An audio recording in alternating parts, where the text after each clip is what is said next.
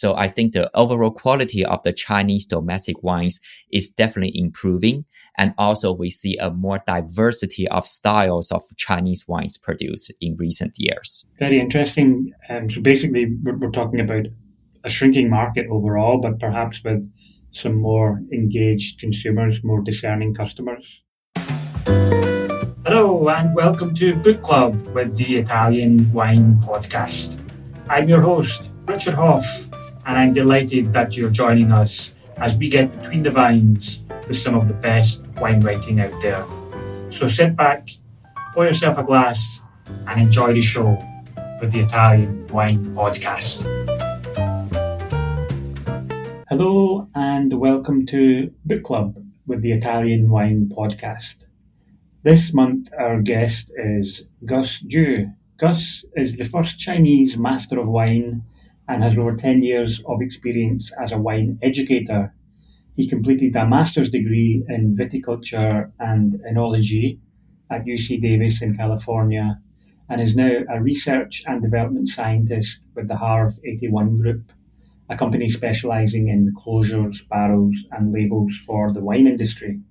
His book, Behind the Glass, The Chemical and Sensorial Terroir of Wine Tasting, was released in the UK on the 16th of September 2024 and on the 15th of October in the US. So congratulations, Gus, on the publication of your book. It looks amazing. How are you? Thank you very much, Richard. I'm good, thank you. And I feel very happy about finishing the book. Yeah, it's a fantastic achievement and a fantastic sense of satisfaction when you get that over the line and get that first copy in your hand. Yes, I feel great. So I just got the physical copy of the book from Hermione, the publisher, and it just feels so good in my hand. And especially in terms of, I didn't intend to write the book until about 5 years ago. I was not a wine writer. I can call myself a wine writer now, but it just feels so unreal to have something accomplished in a physical copy in my hand. Fantastic. We'll talk obviously in a lot more detail about the book in a few moments, but I want to ask you first, how did you get into wine? Was that something that you took up in China, or was it when you began to travel the world with your studies that you became more interested in wine? Yeah, that's a question that people always ask because wine is essentially not the essential cultural product in China. But I got lucky that I attended a wine appreciation class in China in my university. Back then, I was studying undergrad studies in horticulture. And our horticulture professor, one of them, she specialized in genetics of the grapes and figs. And she also opened this wine appreciation class. So I attended the class and got hooked.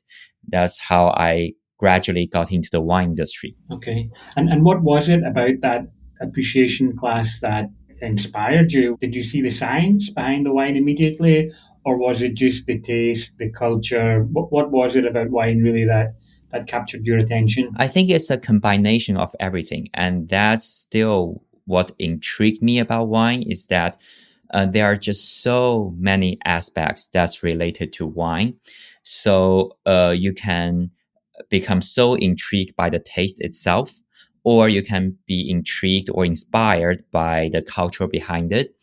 So during that class, the professor sort of covered almost everything, of course, from a more academic point of view, but she did address some of the history, and we also tasted some of the some wines in the class. Okay, interesting. And would you describe yourself as a big drinker? Do you enjoy drinking wine for pleasure, or is it more of a professional? And I hesitate to use the word scientific again, but I'm just intrigued to know about where your interest lies. Is it? Yeah, so I kind of qualified myself as what they call the younger generation of drinkers. So I love all kinds of food and beverages. That's something that I really enjoy in life is that whenever I saw a new type of drink or when I go to a restaurant, uh, or just check those kind of videos and recipes online, I see some new recipes on food, or I see some new cuisines or interesting cuisines in a menu in a restaurant, I always try them. Not necessarily I always enjoy every single dish or every type of drinks, but I just want to try them. And that gave me satisfaction in terms of filling up my curiosity. So I love all kinds of wine. Sometimes I'm saying, oh, this one is interesting, but at the same time, I want to take a break, so I may drink some tea. Uh, and as a as a curiosity person, I also drink all kinds of what they call RTD, right, ready to drink products in the world. Uh-huh. I'm not a huge beer drinker, but whenever there's some interesting IPA or other craft brews that are available, I will try them. So I just try everything. Okay, interesting. That's a good philosophy. I like it. Try everything. It's a curiosity, I guess, that's inspiring your love of wine.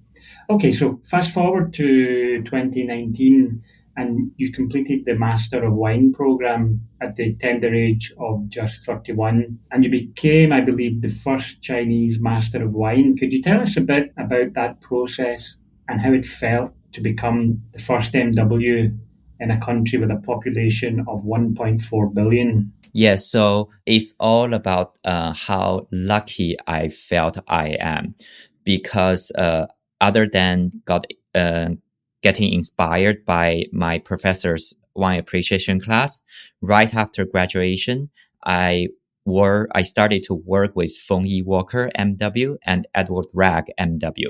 I work with both. And I got so inspired by them, and they taught me a lot about the world of wine and the way of thinking. So I got my WCT level 4 diploma back in 2014, I think, if I remember correctly. And then soon after that, I really want to learn something academic and technical. I've learned quite a lot of them in China already, but I think it's time to go abroad and study those academic and technical things um, from other perspectives. So very luckily, I got into UC Davis studying masters in viticulture and enology. And during that time, I guess it's the second year when I was at UC Davis, the Institute of Masters of Wine, they started to do this intro to MW program, and the first ever one they did was at Robert Mondavi Winery. I'm like, just for the experience itself, like meeting people, meeting the MWs, understanding what the program is about, and tasting some wonderful wines at Robert Mondavi Winery, some older vintages.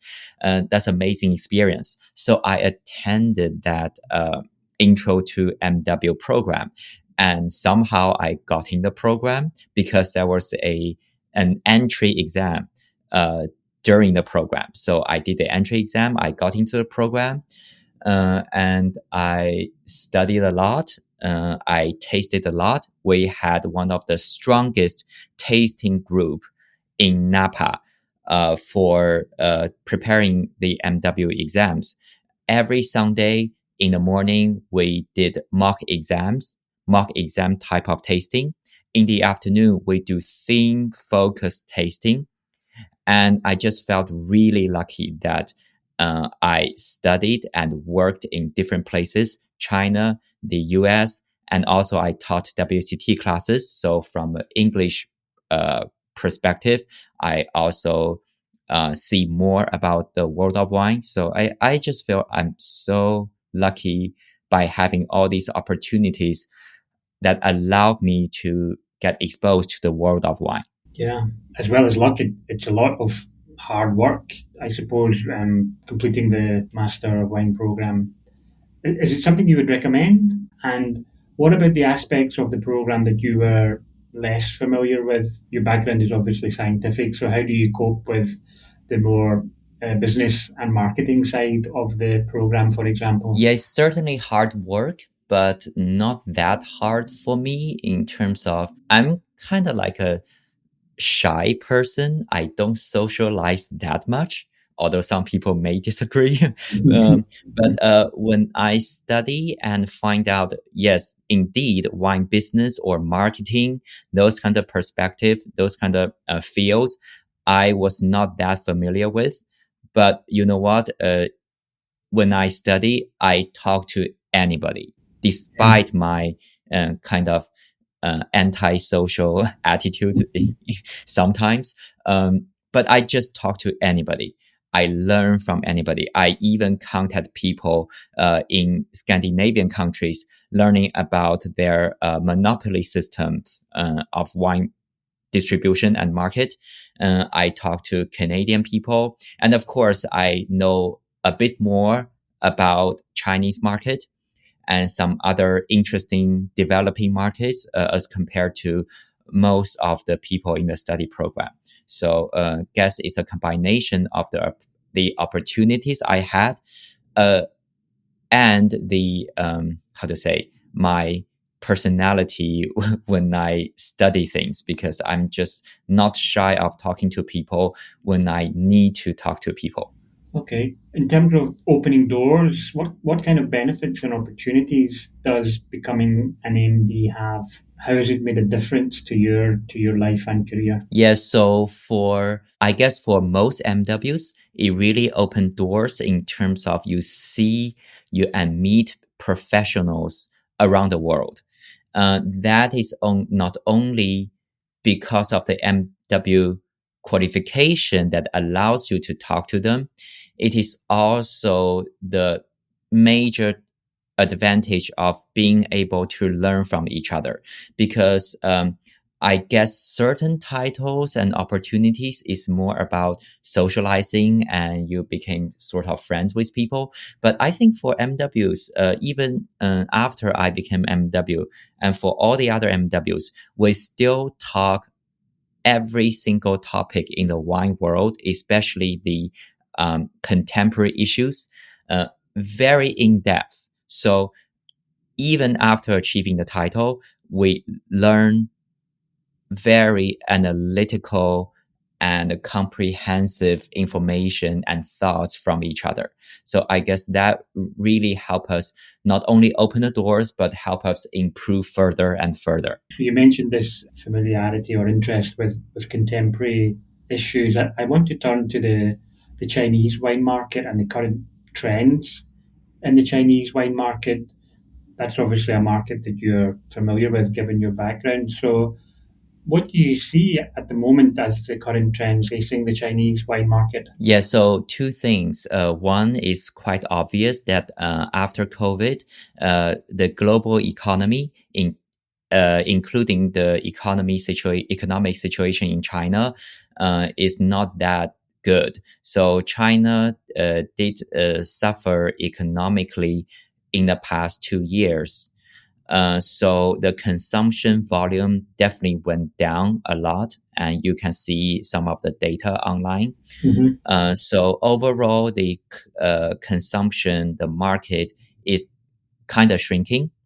But what I see, both from a consumer perspective and from the wine industry perspective, would be there is still a increasing number of people, especially younger generations, who actually understand a lot about wine. I know some friends who even understand more about Premier Cru and certain Grand Crus of Burgundy than I do, because they are just so focused and interested in those wines.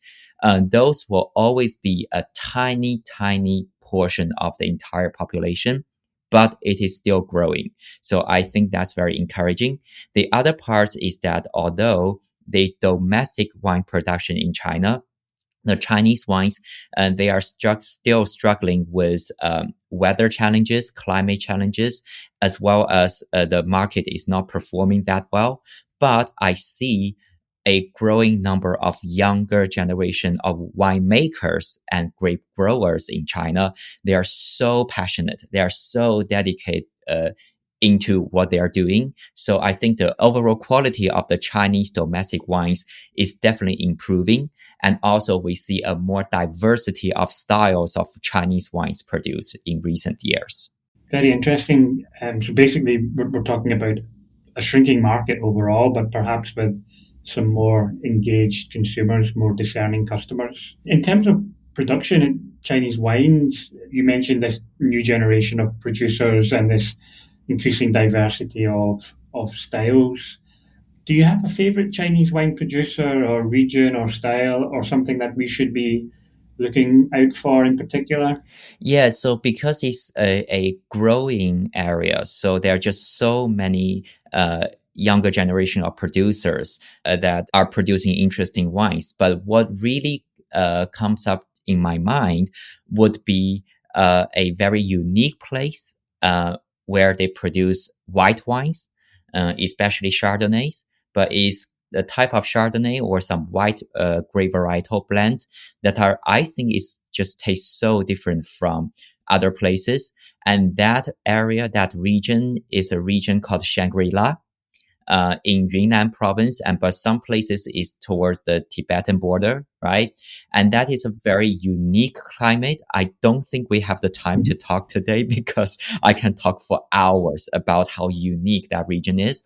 But if you look at one of the LVMH project called Ao Yun wine, and that's a red wine, that's produced in Shangri-La. It's extremely high altitude and also with so many different soil types and different aspects. Super challenging to grow grapes over there. But the Chardonnays I've tasted from there has a unique salinity, minerality, which are the words that I don't like to use, but I really cannot describe those kind of feelings with English words specifically. So I just generally point people towards those kind of very interesting tastes, such as minerality, which we never defined well. And they just gave me unique sensations. And I think it's definitely coming from the unique terroir in Shangri-La, especially reflected in the white wines I've tasted. Interesting. We'll add details of those wines you mentioned to the show notes so our listeners can explore in more detail those interesting wines that you mentioned. I want to turn now, if I can, Gus, to your role as a wine educator. You've got experience teaching, I think, both in the United States and in Asia. How do you interpret or how do you see your role as a wine educator? And what's your teaching style? Do you bring a particularly scientific approach to your lessons, for example? Yeah, so this is a very interesting question because I really don't feel like lots of people in the West understands like not only China but the whole Asian country. We sort of treat um, education and study in almost a completely different way from countries like UK, USA, Australia, etc. Yeah, Uh, for example, one of the biggest life events for most Chinese people is the college entry exam. Most people, including me, we essentially work 18 years from birth to the age of 18 uh, towards getting a higher score or trying to get one of the highest scores in the college entry exam. Why? Because that exam determines whether or not you can get into the better universities. And that sort of determine your future income, the opportunities you would have in the society. Of course, now that's changing a little bit, but most people still work so hard. The parents are also working so hard to let their children get higher scores in that exam. So from the very beginning, all Chinese, most Chinese or most Asian people, including countries like Japan, we just respect the knowledge in the textbook so much, Mhm. and we respect the teachers so much that is so different from in certain countries that the students always ask teachers questions and even question some of the knowledge in the textbook. We almost never did. Right. So that's good and Yeah. bad. The good thing about it is that we are just so good at exams. So, for example, for the MW exam, after I read probably 2 or 3 papers from the past exam questions, I can almost by myself generate some of the future MW questions because I just know what they try to ask us about. Yeah. And but that's the disadvantage of that kind of education system is that we are indeed lack of a bit of critical thinking. Okay. And that is why, again, I emphasize on the fact that I'm very lucky because I've been exposed to the very traditional Chinese education system, but also I sort of learned and understand how important critical thinking is from my exposure to English and American education systems. That's very interesting. I observed a similar difference between the English or United Kingdom system where I grew up and the Italian system where my kids are at school. And it's along similar lines. I would describe the Italian system as more traditional, exam or test focused, knowledge based, about absorbing as much knowledge and being able to recite that knowledge, but perhaps with a lack of critical thinking. Whereas the English system, I would say, to me anyway, it was more about critical thinking and questioning and creativity. So yeah, it's interesting to compare these two different approaches to education. One is not necessarily better than the other, but they do have remarkably different methodologies and outcomes, I suppose. Mm-hmm. Okay, let's turn to your book now, Gus, Behind the Glass. This is a book that addresses the issue of the science behind the wine. So, do I need a scientific background to read and understand your book? So my intention of writing this book is to express the information and knowledge in a way that anybody can understand and read. So I reference and quote many scenarios in our daily life that the things you can actually perceive directly to understand some of the knowledge in the book. But it's the first time I'm writing a book, so I cannot guarantee that.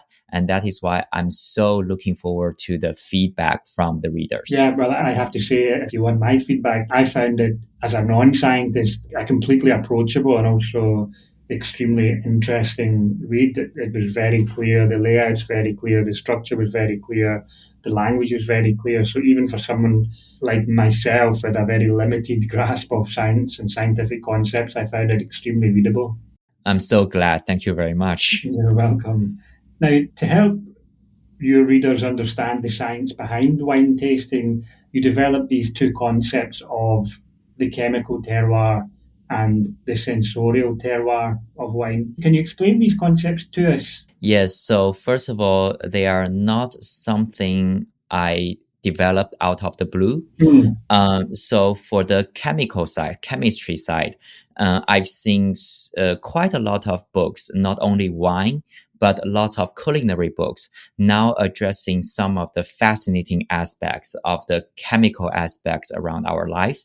And I also got inspired by some of the books, and they are written in a way that you don't have to understand chemistry, and you can also people can also feel that chemistry is not boring. They are actually very interesting and they could be really relevant to our daily life. So that's one thing. But personally, I also feel like because I'm in the sensory field, I do sensory research, and I just see that chemistry itself may not explain quite a few questions that people ask me in the wine industry or from certain wine consumers. So I was just thinking about, initially, I was thinking about maybe I should just put some information down, some ways of thinking down on the paper or maybe on the website, a blog or something like that, and then sort of put it together or publish somewhere. But then after talking to my sensory professor and talking to some other people, I was thinking, hey, maybe I could put them into a book, not only addressing the chemistry side, but also the sensory side, which is rarely talked about by people. And even some of the informations out there is hard to find in terms of sensory aspects. So I just tried my best to put them together, and hopefully it can explain the science behind wine tasting more comprehensively. Yeah, I think it works very well, that approach where you take the chemical and the sensorial aspects and bring those together. One more question before we hear a reading from the book. It's a fairly broad question, but it's what is it about wine that gives it its complexity and makes it so enjoyable to drink from a scientific perspective? Is there some scientific explanation that tells us why wine is this fantastic product that we just love to consume? Yes, so chemically, wine is one of the most complex natural product, natural liquid in the world. I think it's hard to think of any liquid that exists naturally that are chemically more complex than wine. Of course, human blood, animal blood, any blood is more complex than wine. But we don't. Yeah, well, maybe some animals drink blood, but we don't eat or drink blood all the time. Milk is certainly very complex, but is almost an entirely different chemical makeup. But however, certain wines could also contain some of the proteins and amino acids in like those you could find in certain milk, such as traditional method sparkling wines like champagne. Because of the yeast aging, because of yeast autolysis, you could even get some very complex proteins and peptides and amino acids in them. So that's just, wine is just so complex chemically. Sensorially, because we have so many different types and styles of wine, they always give people, different wines will give different people certain level of pleasure or pain. For example, if you dislike tannins, right, you may not accept the product, but as you grow up, you may get used to it. And for certain people from certain culture, like my culture, my parents' generation, they always drink tea or hot water. So it's from a hot water culture, and they rarely drink anything that is bubbly and chill and refreshing. So to them, drinks like dry, high acid prosecco or champagne may not be approachable to them. But if you think about some other drinks like certain Rieslings with residual sugar, quite a lot of Chinese consumers are drinking those wines nowadays. I think it's because of the charm of the sugar and acid balance, along with some other characters in the wine that make them want to drink it. So we're looking at well, I guess most of the audiences of this podcast would agree, is that such a diversity of choices that you can choose from. So with some moments in life that you encounter certain wines that really inspired you and make you feel pleasure, and they can at that moment, they will get hooked by this product. Yeah, very interesting. Let's take a first reading, Gus, and this is from the introductory pages of your book, and it's about the scope of the book. Yes, sure. So yeah, I really want to read this part because I sort of wanted to want the audiences and everybody to know what the chemical aspects and the sensory aspects of this book is about. Chemical terroir of wine tasting is about the chemical composition of the wine itself that contributes to the sensory profile. Every glass of wine has a unique matrix of chemical components that forms a terroir of its own. Each chemical compound, as well as the combinations of those compounds, provide varied stimuli to our senses when tasting wines. With advances in chemical analysis, specialists such as flavor chemists have a better understanding of the chemical nature of flavor compounds and their corresponding sensory outcomes. Although the taste of wine is derived from natural fermentation and cannot legally be engineered, flavor chemists and some other scientific disciplines benefit a lot from understanding the chemistry of wine. For example, winemakers can adjust the concentration of aroma compounds, such as certain sulfites, in order to encourage or discourage the grapefruit or passion fruit-like smell in wines like those made from the Sauvignon Blanc grapes, according to the aroma profile demanded by the market. Therefore, roughly half of the mysteries behind wine tasting are explained in this book by the chemical terroir. Now, the sensory terroir of wine tasting refers to human perceptions of the chemical compounds in wine. The focus is on the human senses rather than chemistry. There are two broad approaches to understanding human senses in the academic world. One is the instrumental analysis of the anatomy of sensory receptors, the nerve systems, and the genetics relevant to human senses. The other is sensory science, which actually uses humans to measure the sensory properties of products or to assess consumer preferences.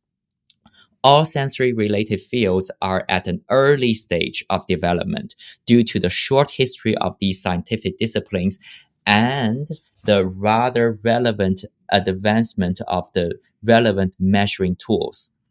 Via state-of-the-art equipment, careful designed experiments, and a sensible interpretation of statistics, we now understand more about how humans perceive wine and how varied humans' responses to the same glass of wine can be.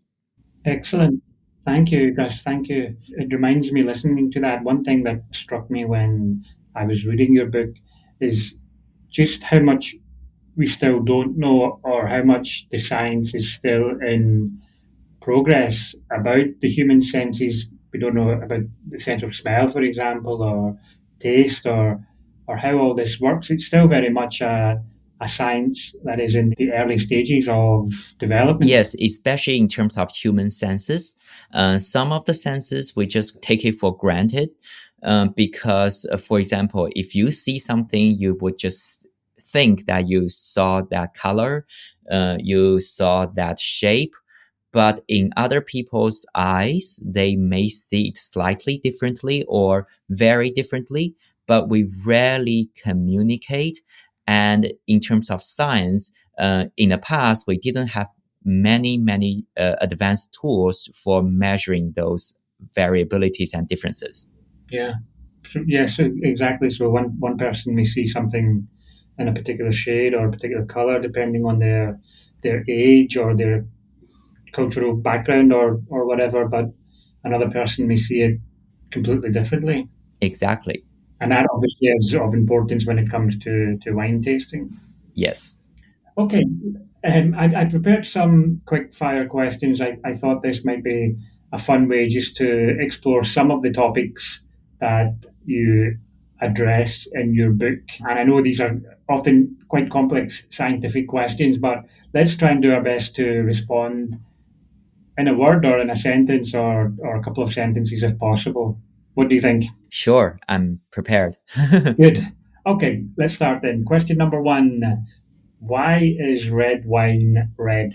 Red wine is red is because certain chemical compounds in wine absorb and then reflect the wavelengths of light that's reflected into our eyes, and we perceive it as red with a normal vision. Okay, we could get quite philosophical here and ask, is red wine red? But what I'll do is ask, is white wine white? Yes, so based on our normal tasting experience, white wine is never white because if you compare to a glass of milk, milk is kind of whiter in our opinion.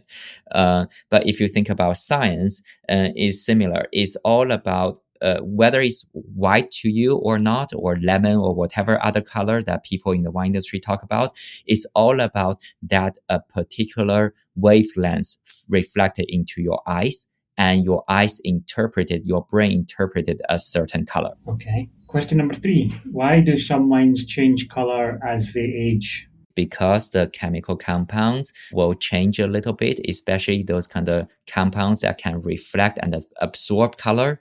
They change their properties of modifying, absorb, and reflect the wavelengths, so that we see the color sort of differently. Okay. Number 4.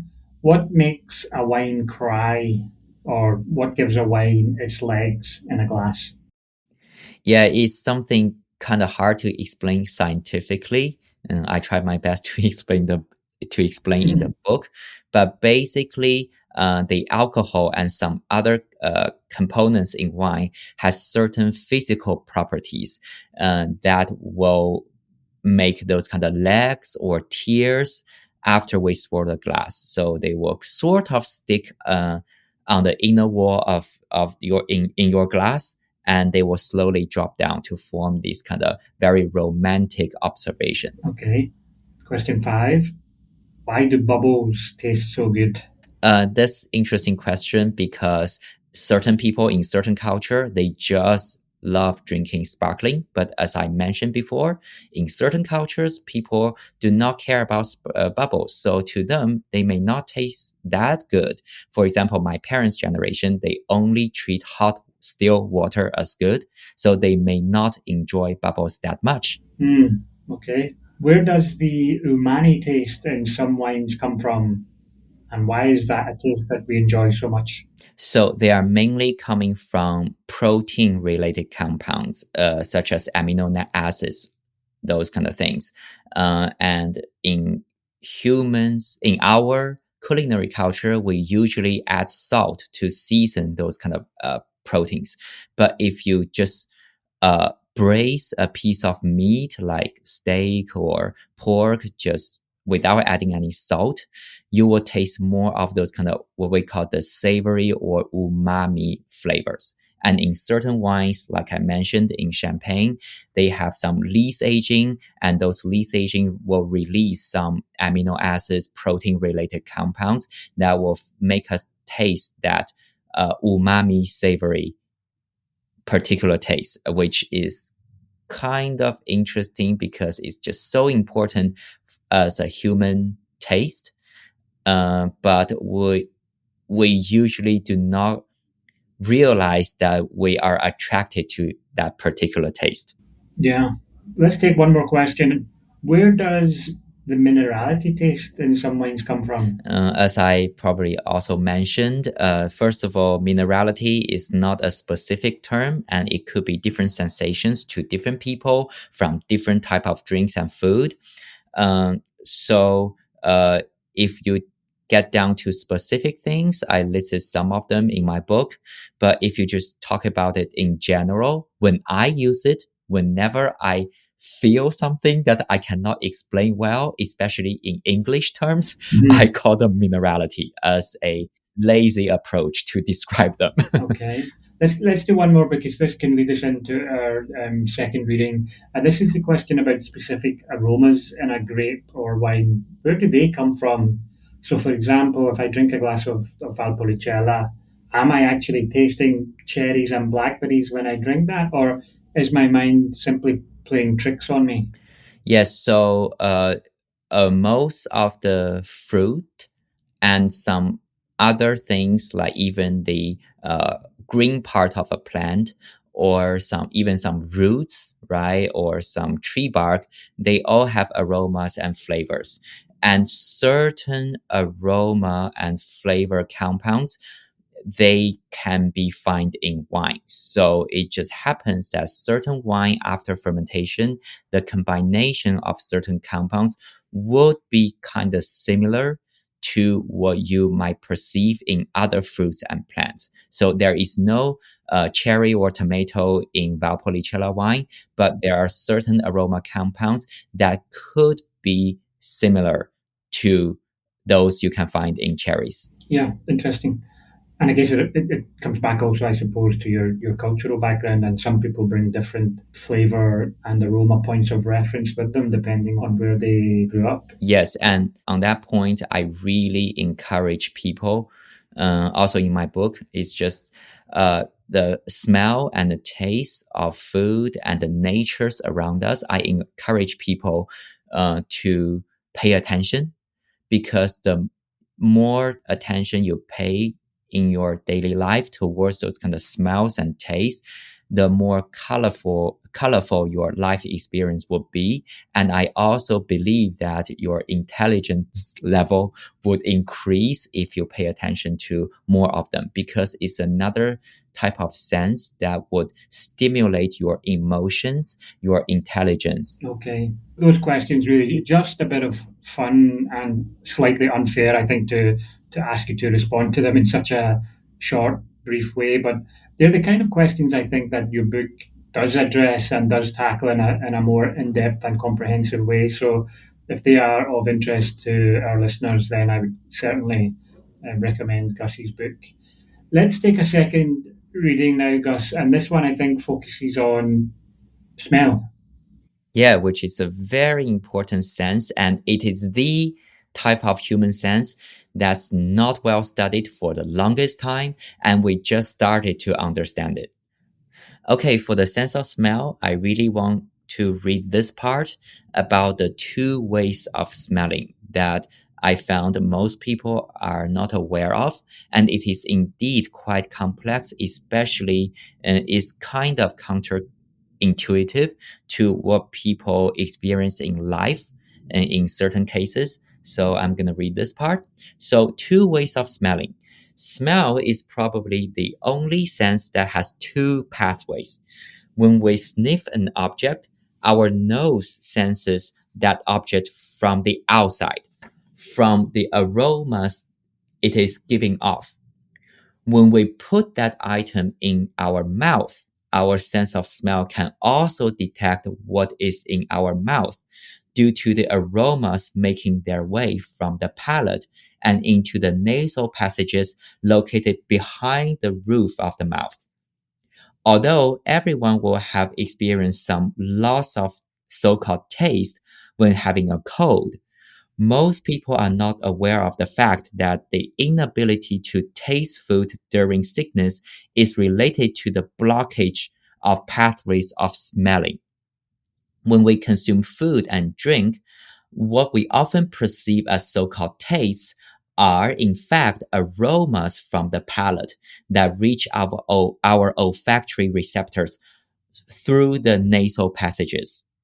This perception, called the retronasal olfaction, can be pictured as an aroma compound travels from our palate and passes through the back of our mouth to the back of the nasal cavity, ending up on the nasal receptors that detect the aroma. This is why most food tastes more than just sweet, umami, sour, salty, or bitter, those kind of basic tastes on the palate. Our nose also receives signals while eating and drinking. If a person loses their sense of smell from diseases such as COVID-19, most food become tasteless. Yeah, very interesting and very clear as well about these two distinct pathways for smelling. On that same subject, the sense of smell, what is it that makes it so complex from a scientific point of view and also so important from the perspective of wine appreciation? First of all, from the genetic point of view, which is actually so advanced nowadays because those scientists can actually profile almost the entire genome of human beings, right?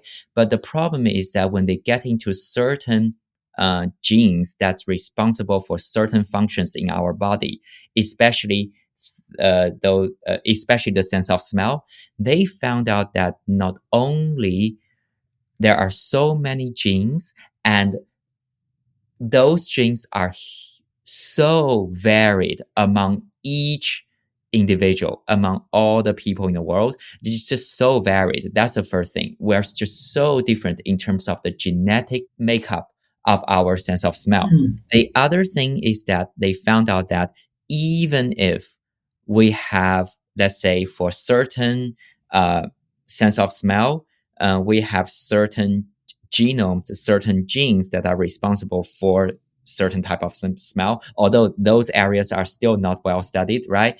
Even if considering we have the similar or same type of genes for certain smell, they have a thing in the genetic world called epigenetics, meaning even if we have the same genes, we could smell the same aroma compound differently based on our other conditions, such as the health conditions of our body and what's going on in the surrounding environment. So even with the same gene, the environment can influence how we smell particular aromas. So I guess it's almost impossible to AI engineer and predict how you actually perceive certain smells at particular moments. Yeah, it remains something that shrouded in mystery, I suppose, the sense of smell and that complexity associated with it.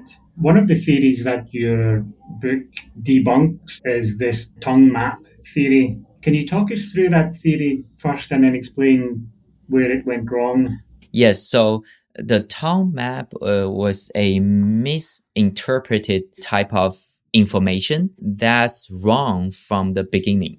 So in the early 20th century, there was this German graduate student did a study that is very incomprehensive, but he didn't make any decisive conclusions from the study. He just presented some simple graphics.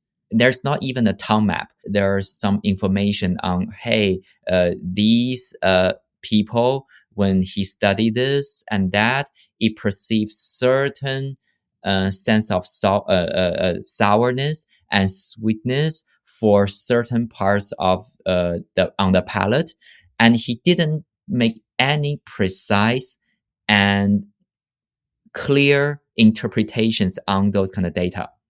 But somehow, a professor about probably 30, 40 years later, he referenced that paper and started to draw the tongue map. And it's still very incomprehensive. And he didn't provide advanced, more comprehensive data. And there's some sort of these kind of conclusions being drawn by in the format of a tongue map. And then people just look at it, thinking maybe it looks very intuitive and looks kind of interesting. So people started to say, okay, here's a tongue map. In front of our tongue, it's more sensitive to sweet, and the size of our tongue is more sensitive to certain flavors, such as sourness. But it's fundamentally wrong because now we know that the taste buds in our tongue, which is almost everywhere in our tongue, within our papillae, those kind of taste buds, each taste bud is responsible for all 5 or 6 basic tastes: sweet, sour, umami, bitter, salty. And some people suspect there's a fatty taste that we can taste nowadays. But in any cases, it's not about different parts that have different sensitivity of taste buds. It's one taste bud or any taste bud all throughout our tongue can taste all 5 tastes equally. Interesting. So that was basically just a theory that gathered credibility and authority despite it having no basis in science or scientific research. Yes, so that's from the genetic studies and anatomy studies of our tongue. I should correct my last word. I just realized it's not we take each taste bud taste all the 5 tastes or 6 basic tastes equally. It's more about that taste buds could have different sensitivities towards different tastes through genetic differences, right? But the thing is that taste buds, if it has more sensitivity towards sweet, right? It is not because it will not result in the front of the tongue has more sensitivity to sweetness. It's actually all over your tongue. It has more sensitivity towards sweetness because taste buds are all over our tongue. Interesting. And you mentioned this possible sixth sense of taste, which you described as fatty. Is that something where the science is still in progress? Are scientists still debating that? Or is that something that's now kind of conclusive? Yeah, so I think now it's less of a debate Mm. because they did find out the gene and the certain expressions. But as we just talked about, right, the tongue map was a kind of bad example in the scientific field, in the academic field. So nowadays we have better and better, even better scientific research because scientists are more cautious, and they nowadays scientists not only say, "Oh, we found this, so we publish and say." There must be this case. It must be this case. No, scientists actually saying, okay, now we conclude that it is very likely this is true. But then the scientists from similar fields or even from other fields started to do more research and prove the fact even further. So for the fatty taste, I think there's already enough evidence on the fatty taste. It's just we're waiting for even more scientific research to strengthen the argument. Okay, interesting. We'll await that research with interest. The final chapter of your book, Gus, recommends that readers do a series of comparative tastings with 6 pairs of wine. And that, I think, if I understand correctly, can be used to draw out the science behind the differences in those wines. So, can you tell us a bit more about that comparative approach and give us perhaps a few examples of the kind of wines you would compare in that process? Yeah, those comparative tastings are pretty different from how we do comparative tastings in the wine trade, because in the wine trade, the more relevant information would be the vintage, the grape varieties, the region, those kind of information. But I just I created those pairs of wines purely based on the chemical terroir and the sensorial terroir as explained in my book. Mhm. And I do feel that those pairs could teach people something, because if you perceive those kind of wines, you can see a clear difference or some similarities. For example, the first pair is a Prosecco compared with champagne. They are both sparkling, so that's the similar parts of it. But if you really started to smell and taste, they could taste so different because, as we probably discussed, champagne receives so much lees influence, the dead yeast influence, that gave champagne a lot more amino acids, proteins, peptides that contribute to the umami or savory taste. And if you pay attention to that taste and taste these wines, you can clearly see what I meant by the savory sensation from those kind of chemical compounds by comparing these two wines. Yeah, that's perfect explanation of how you're trying to bring the science and the sensorial together. And I understand how Prosecco and Champagne can do that. It's a really interesting approach and a really nice way, I think, to finish the book by giving readers this opportunity to do something really practical and hands-on, a scientific experiment, if you like. Yeah, thank you. And those kind of scientific experiment is not something that you need to set up a lab. It is more of something that we can actually feel or get in our daily life. Even if in certain markets, certain wines you may not find easily, you can even think about imagine them. And when you actually taste some food or drink some certain beverages in your daily life, you might feel those kind of chemical and sensorial experiences as well. Yeah, it's my kind of science, I have to say. Next time I'm enjoying a glass of Prosecco and a glass of champagne, I'll just say that I'm conducting a scientific experiment. Yeah, of course. Okay, let's talk a bit about your writing habits. Now, you mentioned earlier that you wouldn't necessarily describe yourself as a wine writer, but you have published this book. So tell us about the process behind writing that. How did you get in the mood to write? What about research and interviews? And how did you get a publisher? What advice, in short, would you give to aspiring wine writers or scientists who are thinking of publishing something for a mainstream audience? Yes, so in terms of writing, uh, my approach just for me, it may not be applicable to other people. Is that initially I didn't intend to write a book, so I just wrote most of the information I want to write, and just is either by simple words or terms or simple sentences. And when it comes down to put all the information together, it's really a big and complicated task for myself as a non-writer back then. So I really kind of struggled, but I personally, I think I have a habit that is suitable for myself is that every day I write something or I think about something that's related to the writing of this book.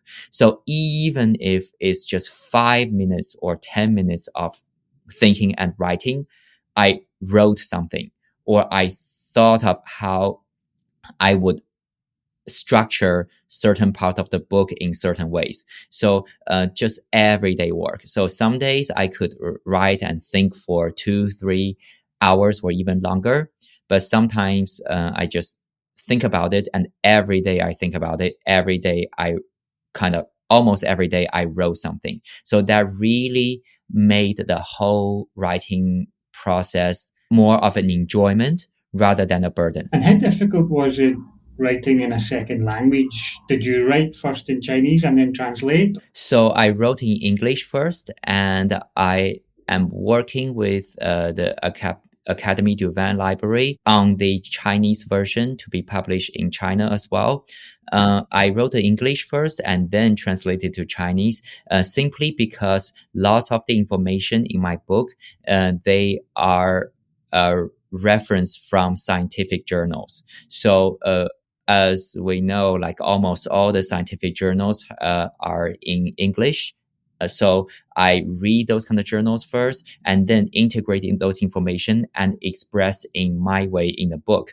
Now, I didn't find it difficult because at UC Davis, through the guidance of our professors and through our practices, almost every week we wrote probably at least 2 or 3 lab reports or some reviewed papers of those kind of scientific journals. So I've been through that practice for almost 2 years. So it is not that difficult for me in terms of reading in English, especially reading the scientific papers, and then summarize those kind of information and then express those information in a relatively easy to understand way. And I've been doing that for a long time. Yeah, I think that captures exactly how I felt reading your book. It is these extremely digestible and relatable nuggets of information conveyed in a really straightforward and simple way. So I think mission accomplished on that objective. Thank you. Gus, what's on your bedside table at the moment? Okay, so I'm a bit embarrassed on this because I read more scientific journals, papers in my daily life and also for my professional work during my research. I haven't been reading a whole book of any types, any genre for quite a long time. In my leisure time before bed, because in the daytime I've already read a lot of papers, and of course news and all that. So I'm playing the younger generation game by checking out TikTok, the Chinese TikTok, or the short videos or some long videos. So yeah, for the past few months, because of the publishing of this book and everything, I read less of the entire whole book. That's completely relatable, Gus, and actually very honest as well, because I suspect probably quite a lot of us are are struggling to find time to read every night and to pick up a book where there are other options available now in terms of laptops and devices and TikTok and streaming. So yeah, I can completely understand that. Yeah, but I would personally add that uh, I whenever I have a chance, have time and all that, I will read more books because reading books is really different from checking out videos and pieces of information online. I think it's especially important to even younger generations because most people receive these kind of fragmented information nowadays.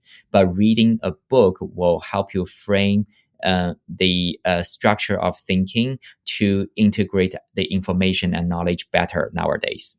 Yeah, absolutely. I couldn't agree more with you on that point. It still remains such an important source of information and such an important way to understand a person or a topic or a situation, and that's reading a book from start to finish. So yes, I think point very well made. The book that I'm reading at the moment is a book that was recommended to me by my brother during the summer. It's Andre Agassi autobiography called Open, and I'm not a particular tennis fan, but I am doing a bit of sports writing at the moment. So I picked up a copy of this book, and I was pretty hooked from the start. It's an extremely honest and unvarnished account of Agassi's career, and in a way, it almost reinvents him as this victim and someone who is forced from a very early age by his extremely demanding father to play tennis. So a very, very interesting. Sounds fascinating. Yeah, recommended. I mean, and not a book that I would have chosen myself because, as I said, I'm not particularly interested in tennis, but he is quite a compelling character. Yeah, I will have a read on that. Okay, good. What can we expect next from you, Gus? You've just published this book. What's next? Is there a sequel on the way, or are you doing more educational work? What can we expect from you next? So you will find me in the lab in California. Mhm. So I will do more research on related fields of flavor chemistry and also sensory studies for my professional work in my lab. For the book, for now, yes, I'll just I'm again just waiting for people's feedback and talk to more people. And in the far future, maybe after 5 years ish, right? The scientific studies on chemistry and sensory on food and wine will have another, how to say, huge step forward. So by then, I might do a second version of the book, but we'll see. I will keep doing my own research while reading all the relevant papers, scientific findings in the relevant field. Okay, sounds good. And where can our listeners follow you? And more importantly, where can they purchase a copy of your book? Yeah, so people can just search Gus Zhu and find some of my crazy lifestyle postings. Not crazy, but like chill, Mhm. random, nothing scientific postings of me drinking, eating some food, or even some other lifestyle stuff. But more importantly, for the book, people can definitely find them in various platforms like Amazon, but the most official platform for ordering the book would be the Academy du Vin Library website. It has a page of my book. Okay, perfect. And once again, we'll add links in the show notes to those websites and social media handles. Thank you so much for being my guest on Book Club, and thanks for answering all my silly questions about the science behind wine. It's been a real pleasure talking to you, and I wish you well with the launch of your book. Thank you so much, Richard. It's been a pleasure talking to you. And there's no silly questions. And those are all the questions that you can probably tell I love answering them. And it's a great opportunity to share not just a book, but my crazy thoughts on eating and drinking. Great. It's been a lot of fun, Gus. Thank you. Cheers. Next month, my guest will be Elia Corzago, and we'll be talking about Cento Custodi per Cento Vitigni, a dual language English-Italian book that tells the remarkable story of some of Italy's most at-risk vines and the winemakers working to preserve them. So I very much hope you can join me then. Until then, thanks for your company today. Thank you. Ciao. Thanks for joining us on Book Club with the Italian Wine Podcast. Tune in again next month when we'll get between the vines with another great wine book. Remember, our show notes, including full details of all the books we've discussed today, are available at italianwinepodcast.com or wherever you get your podcasts.